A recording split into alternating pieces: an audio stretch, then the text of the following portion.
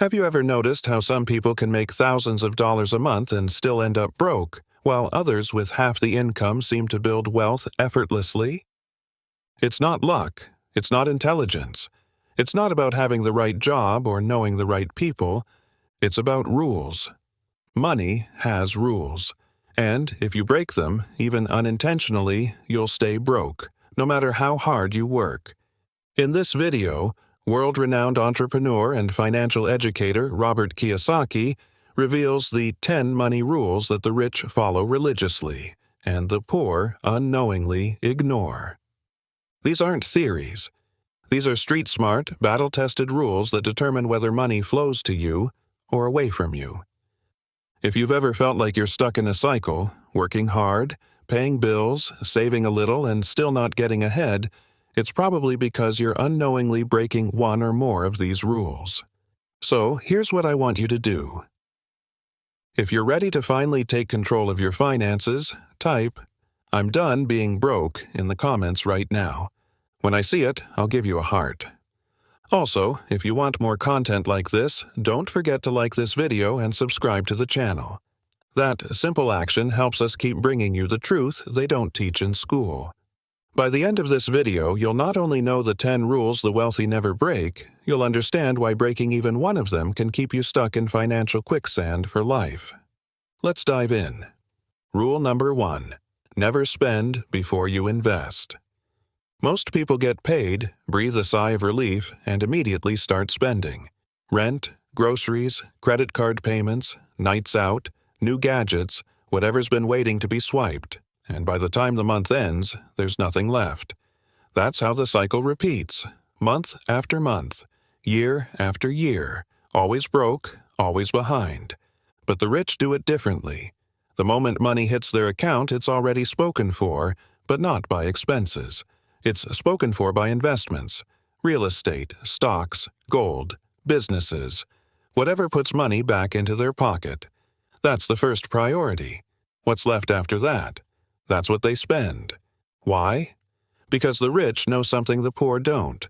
Investing is how money multiplies. Spending is how money dies. I'll tell you a story. When I was just starting out, I was broke. Flat broke. But one thing my rich dad drilled into me was this: treat investing like a bill you have to pay. So before I paid rent, before I bought food, I put a small chunk, sometimes just a few dollars, into investments. At first, it felt stupid, irresponsible. But over time, those small investments grew, and that habit, it changed everything. The poor say, "I'll invest when I have more money." But that day never comes, because life always finds a way to swallow what you don't intentionally protect. If you wait until you have enough to invest, you'll never invest. The trick is to flip the formula. Pay yourself first, not with clothes, not with meals, not with bills, but with investments that will pay you for life. Money is like a worker. If you send it to work first, it brings back friends. If you spend it all before it ever gets to work, it dies on the job. That's why the rich stay rich. They never spend before they invest. And that one decision separates financial freedom from financial struggle. Every time. Rule number 2. If it doesn't make you money, it's a liability. This is the rule that flips everything you were taught upside down. Most people believe they're doing well financially because they own a nice house, drive a new car, and take impressive vacations. But the truth? Those things are quietly draining them dry. Because if it doesn't put money into your pocket every single month, it's not an asset. It's a liability. Your house? Unless it's a rental generating positive cash flow, it's costing you. Property taxes, maintenance, interest payments, money flows out, not in. Your car? It's losing value the moment you drive it. Your vacation? It's an experience, not an investment. Yet, millions go into debt to fund these things, believing they're building wealth, when in reality they're just burying themselves deeper in a hole. The rich see the world differently. They ask one question before every purchase: will this make me money? If the answer is no, it's a liability, and they avoid liabilities like poison, unless their assets are already paying for them. When I was younger, I made the mistake of thinking I needed to look successful before I became successful. So, I bought things to impress others: a new watch, a better car, dinners I couldn't afford. None of it made me money, it all made me broke. Then, my rich dad hit me with a truth I never forgot. Don't buy things that make you look rich. Buy things that make you rich. That's when I learned to focus on cash-flowing assets, rental properties, royalties, businesses, things that paid me even when I wasn't working. Poor people collect stuff. Rich people collect income. And if you want to stop struggling, you have to make that shift, because the more liabilities you collect, the more hours you'll be forced to trade for money. But the more assets you build, the more freedom you gain. Stop calling things assets just because a bank says so. If it doesn't make you money, it's a liability, and liabilities keep you broke. Rule number 3. Your job is temporary. Assets are forever. Most people are taught to chase job security. Go to school, get good grades, land a safe job, and work for 40 years hoping one day they can retire. But here's the brutal truth. No job is truly secure. Companies downsize, economies crash, bosses change. Technology replaces people. And when that job disappears, so does your income. That's why relying on a paycheck is one of the riskiest financial strategies out there. The rich don't aim for job security. They aim for financial freedom. And they get it by building assets that pay them over and over again, whether they show up to work or not. Real estate, businesses, royalties, investments. These are the things that keep producing income long after the work is done. When I was flying helicopters for the Marine Corps, I was proud to serve. But I also knew something important. My paycheck stopped the moment I did. So even back then, I was thinking about how to buy time instead of sell it. That's when my rich dad told me, "A job is just a stepping stone. Use it to buy assets. Never confuse it with wealth." The middle class climbs the corporate ladder. The rich build their own. Your job can provide money, but only your assets can provide freedom. That's the difference. Freedom isn't about making more money. It's about having money that shows up whether you work or not. The average person works to survive. The rich work to build income streams that survive them. That's why they own assets instead of resumes.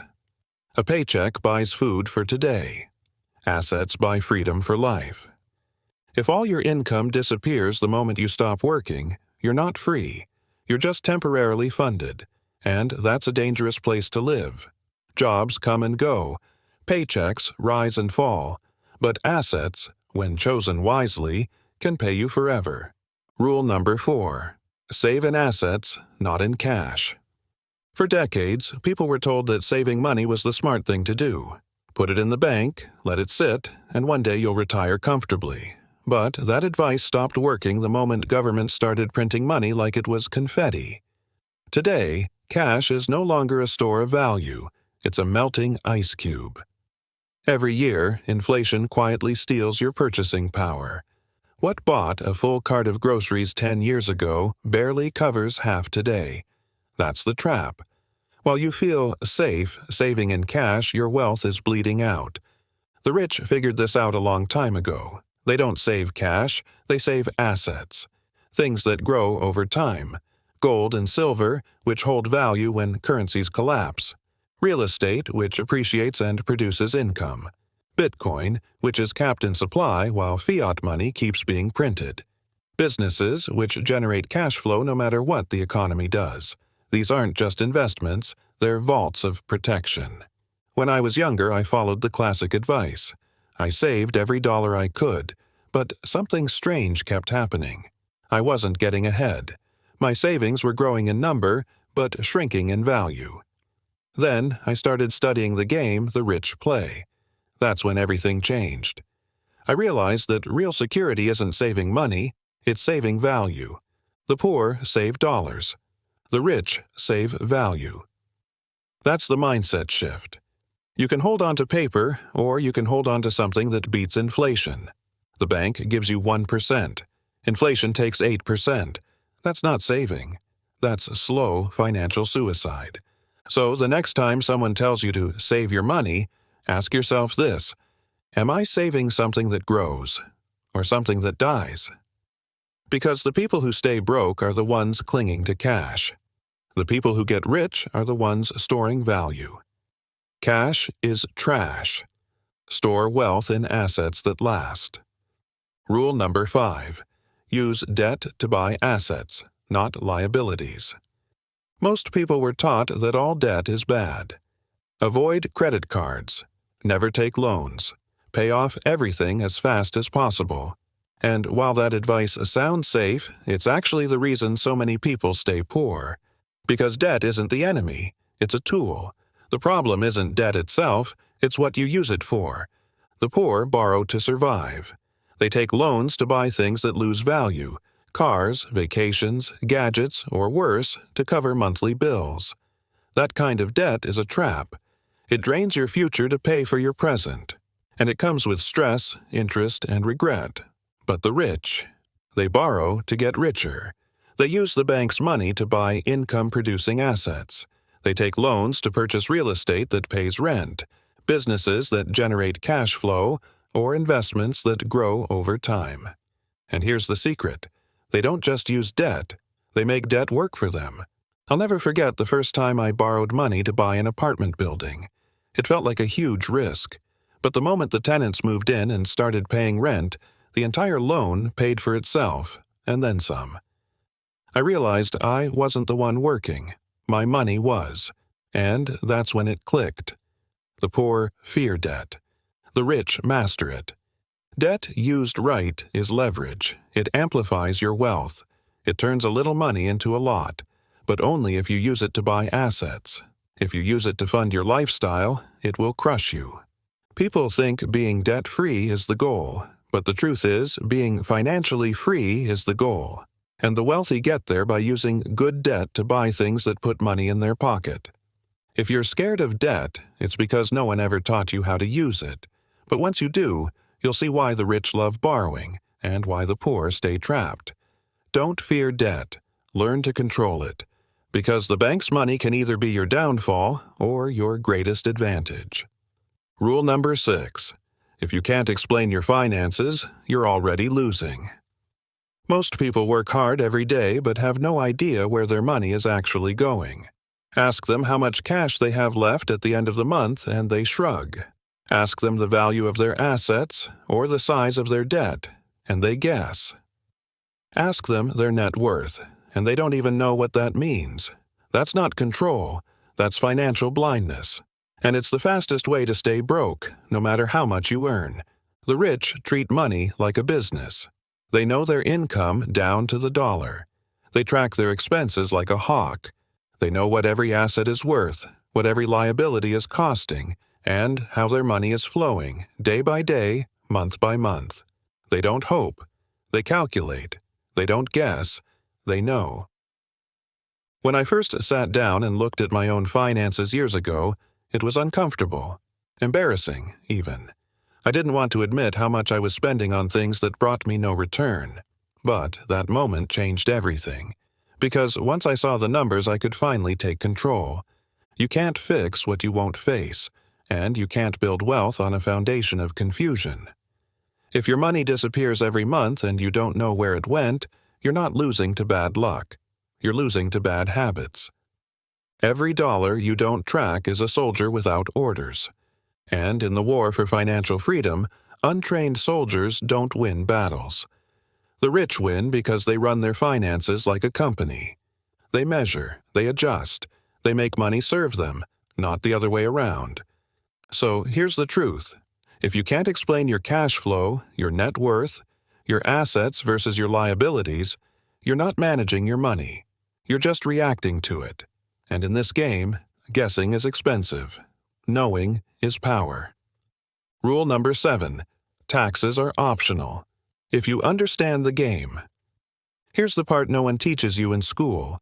Taxes weren't designed to punish the rich. They were designed to reward certain behavior. And if you understand that, you'll realize something most people never do. Taxes are not fixed. They're flexible. They're negotiable. They're a game. And like any game, those who know the rules win. Those who don't get played. The average employee gets hit with taxes before they even touch their paycheck. They work 40 hours a week, and the government takes a chunk off the top before they can pay rent or buy groceries. Self-employed? They get taxed even harder. Doctors, lawyers, freelancers, some pay over 50%. And they think it's fair because no one told them there's another side to the system. But the rich? They play by a different set of rules because they took the time to learn them. They don't earn their money from jobs. They earn it from assets. They own businesses, real estate, and investments that generate income and come with tax benefits the average person has never even heard of. When I started investing in real estate, I was shocked. Not only did the properties pay me monthly cash flow, but the government gave me massive deductions for depreciation. Paper losses that reduced my taxable income, even though I was making more money. When I started my business, I learned I could write off travel, meals, even part of my home, legally. The tax code isn't a punishment, it's a roadmap. And every deduction, every loophole, every credit is a flashing sign that says, "We'll tax you less if you help us do what we want." Create jobs, lower taxes. Provide housing, lower taxes. Stimulate the economy, lower taxes. The poor complain about taxes. The rich learn how to avoid them, legally, because they know the truth. In the world of wealth, taxes are optional, if you understand the game. Rule number 8. Stop trading time for money. Every single person on this planet has the same 24 hours. That's the ceiling. No matter how smart you are or how hard you work, time doesn't scale. It runs out. Yet most people spend their entire lives trading their hours for dollars, thinking that working more will somehow set them free. But it never does. Because when your income depends on your effort, you're building your life on a treadmill. The second you stop running, the money stops too. The rich figured this out early. They realized the path to financial freedom isn't working harder, it's working smarter. It's building systems, assets, streams of income that continue flowing, even when they're not present. Money that works while they sleep, travel, or spend time with their family. When I was younger, I believed in the hustle. I put in long hours, worked weekends, thought the solution to every financial problem was just work more. But I hit a wall. My energy had limits. My time had limits. And the harder I worked, the more trapped I felt. That's when I realized I was on the wrong side of the equation. So I started shifting, buying rental properties, building businesses, creating cash flow that didn't need me every hour of the day. And slowly, something changed. My time became mine again. The money didn't stop when I took a break. It kept coming. That's when I understood the game. Employees get paid once for every hour. Entrepreneurs and investors get paid endlessly for work they did once. That's the difference. If you're still trading time for money, understand this. Your income will always have a cap. Your freedom will always be conditional. But once you make the leap, once you start building assets and systems that pay you passively, everything changes. Stop thinking about how to make more money by working more hours. Start asking how you can earn without showing up, because until you break that trade, you'll stay stuck. Rule number 9. Don't rely on one income stream. Relying on a single paycheck in today's world is like playing financial Russian roulette. It might work for a while, until it doesn't. One unexpected layoff, one health issue, one market crash, and the entire structure collapses. The lights go off, the bills keep coming, and suddenly, the life you thought was stable becomes completely uncertain. That's the danger of depending on only one way to make money. The rich don't make that mistake. They don't put all their eggs in one paycheck. They build income streams like bridges, so when one goes down, others keep carrying the weight. Rental income, dividends, business profits, royalties, digital products, they stack them. And over time, the income becomes consistent, even unstoppable. When I was younger, I watched my poor dad lose his job. Years of loyalty and hard work erased by one decision made in a boardroom. It wasn't his fault, but it didn't matter. The paycheck stopped, and so did everything else. It was a wake-up call, and my rich dad made sure I paid attention. He told me, "You never let one stream be your lifeline. That's not security, it's dependency." So I started small. A little real estate here, a side business there, royalties from content I created.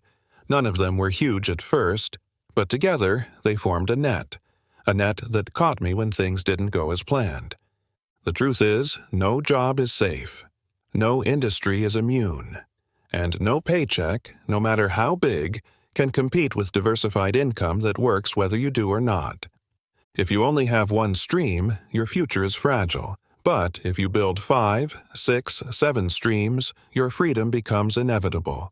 Because it's not about how much money you earn, it's about how many sources are earning it for you. One stream is survival. Multiple streams are power. Rule number 10. If you're not learning, you're losing. Most people think education ends when school does. You graduate, get a job, and from there on, learning becomes optional, something you do only if your employer requires it. But that's exactly why most people stay stuck. The world changes every day. Money moves differently. Markets shift. Technology evolves. And if you're not learning, you're falling behind. The rich never stop learning. They treat education as a lifelong investment, not a phase. They read books others won't. They attend seminars. They ask questions. They study people who are doing better than them. While most are glued to TV shows and scrolling social media, the rich are upgrading their thinking. And that's why they keep winning, even during a crisis. When 2008 hit, millions lost everything. But the people who had been studying money, real estate, and economics saw the crash coming. And instead of panicking, they prepared. They bought when prices were low. They invested while everyone else was afraid. They knew what to do, because they had done their homework. One of the greatest mistakes I ever made was assuming I knew enough. Early on, when I had a little success, I got comfortable. I stopped reading, stopped asking questions, stopped pushing myself, and soon enough, the market humbled me. That lesson stuck. Now I learn like my life depends on it, because financially, it does. The truth is, ignorance is expensive. What you don't know about taxes, about investing, about the way money works, it's already costing you. And in a world that moves as fast as this one, staying still is the same as moving backwards. If you want to stay poor, stop learning. If you want to get rich and stay rich, treat your mind like your most valuable asset. School might be over, but real education is just beginning. The rich never stop growing. That's why their wealth doesn't stop either. Here's the outro written in the exact same tone, rhythm, and structure as your original Kiyosaki-style script. Now that you know the 10 rules the wealthy live by, the question is simple. Will you apply them or ignore them? Because, let's be honest, nothing changes if you don't. Most people hear powerful financial advice and do nothing with it. They keep spending before investing. They keep saving dying cash. They keep trading time for money, one paycheck at a time, hoping things will magically get better. But hope is not a strategy. Action is. So here's what I want you to do right now. Type, "I follow the 10 money rules" in the comments if you're committed to building wealth the smart way. If you do that, I'll give your comment a heart because that tells me you're serious about changing your financial life. And if this video gave you clarity, motivation, or even just one mindset shift that hit you hard, hit the like button and subscribe to this channel. That one click helps us reach more people trapped in the system, people who need this message. We're on a mission to wake up as many minds as possible. Also, turn on the notification bell so you never miss out on new lessons. Every week, we drop powerful videos that schools, bosses, and banks hope you never see.